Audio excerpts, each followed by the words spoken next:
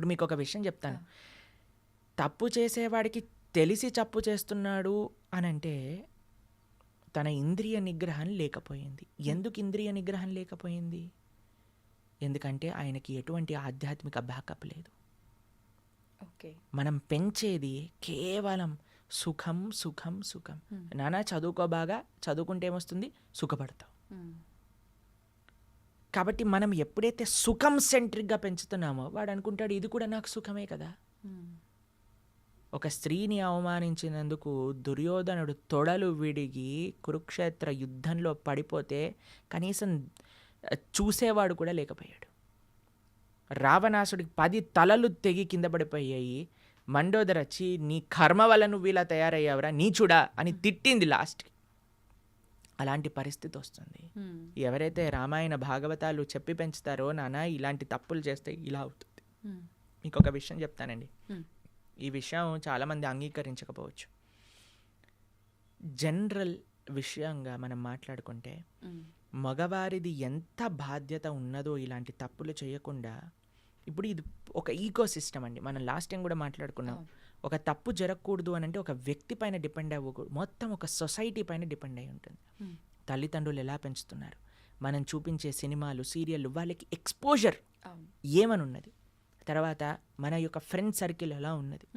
ఇంకొక విషయం చెప్తాను, ఎంత పురుషుడికి ఎంతైతే ఇంద్రియ నిగ్రహం ఉండాలో, ఎంత రెస్పెక్ట్ఫుల్ యాటిట్యూడ్ ఉండాలో అంతే ఒక స్త్రీకి కూడా ఆ రకమైన గౌరవం, ఒక డిస్టెన్స్ మెయింటైన్ చేయడం అనేది తెలుసుకోవాలి.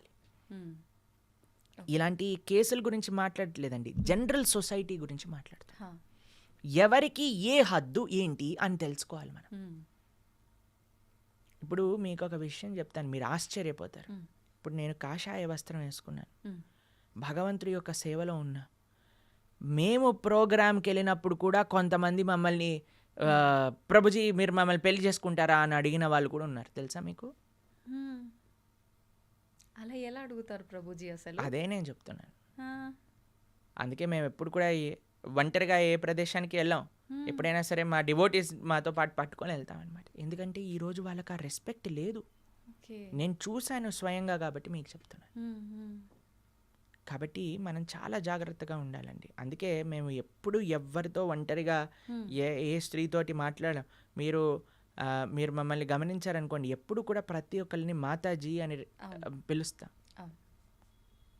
కాబట్టి ఆ భావన మాకు నిరంతరం ఉంటుంది. కాబట్టి ఎవరైనా స్త్రీని చూసేసరికి ఒక మాతృభావన మా లోపల కలుగుతుంది అనమాట. ప్రణామం చేస్తాం. కాబట్టి ఇప్పుడు చూడండి, ఒక హద్దును మెయింటైన్ చేస్తాం. కొన్నిసార్లు మాతో ఫోటో దిగాలి అని వచ్చినప్పుడు కూడా మేము వెంటనే పక్కకి జరిగి నమస్కారం చేస్తాం. అవునా కాదా చెప్పండి. ఎందుకు అని అంటే ఆ హద్దు అందరూ మెయింటైన్ చేయాలి, ఒక పురుషుడే కాదు, ఒక స్త్రీ. ఏ విధంగా అంటే మన యొక్క వస్త్రధారణ ఎలా ఉన్నది, మనం ఎంత క్యాజువల్ అయిపోతున్నామో, ఎంత డిస్టెన్స్ చేస్తున్నాం అనేది చాలా ముఖ్యంగా చూడాలండి. కాబట్టి మీరు ఒక ఏమంటాం, ఒక పెనం పైన, కాలుతున్న పెనం పైన వెన్న వేశారనుకోండి, కరుగుతుందా లేదా చెప్పండి? ఏయ్ నేను కాలుతాను కానీ నువ్వు కరగొద్దు అని అంటారా? వెన్న ఆగగలుగుతుందా అండి? సాధ్యపడదు. కాబట్టి మనం ఈ హద్దును మెయింటైన్ చేయాలి, ఒక స్త్రీ యొక్క అందుకే మన సనాతన ధర్మం is a very beautiful society అండి. ఎలా స్త్రీలు ఎలా ఉండాలి, పురుషులు ఎలా ఉండాలి, నీ యొక్క బాధ్యత ఏంటి, నీ యొక్క బాధ్యత ఏంటి, ప్రతి ఒక్కళ్ళకి వాళ్ళ వాళ్ళ బాధ్యతలు చెప్పారండి. రాముడు ఏకపత్ని వ్రతం చేశాడు ఆయన. అలా సీతమ్మ తల్లి అంత పతివ్రత వ్రతం ఆవిడ చేసేది. ప్రతి ఒక్కరికి వ్రతం ఉన్నదండి, పురుషుడికి ఉన్నది, స్త్రీకి ఉన్నది. లేదు పురుషుడు ఒక్కడే చేయాలి, స్త్రీ నేను ఎలా ఉన్నా పర్వాలేదు అని మనం అనకూడదు. అలా అని వాళ్ళు ఏదైనా పర్వాలేదు మనకు బానిసలు అని వీడు అనుకున్నాడు అనుకోండి, పరమ చండాలమైన ఆలోచన అది. కాబట్టి ఈ సొసైటీ మారాలి అని అంటే దేనివల్ల మారుతుంది అని అంటే మనం దేన్ని ప్రోత్సహిస్తున్నాం, దేన్ని చూపిస్తున్నాం, దేన్ని వినిపిస్తున్నాం.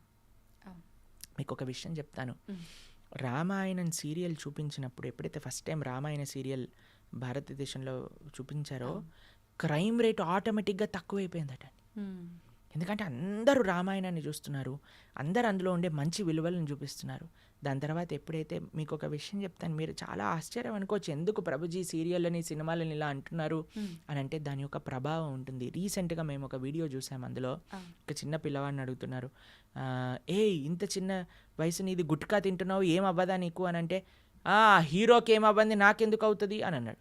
అయితే ఆ హీరోకి ఎందుకు అవుద్ది అంటే, ఆయన తింటున్నాడు కదా యాడ్లలో, ఆయనను చూసే నేను తిన్నా.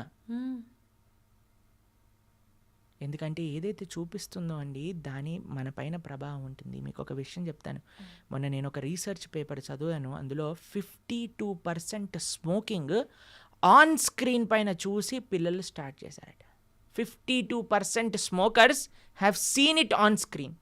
సగానికి ఎక్కువ మంది అప్పుడు నేర్చుకున్నారట.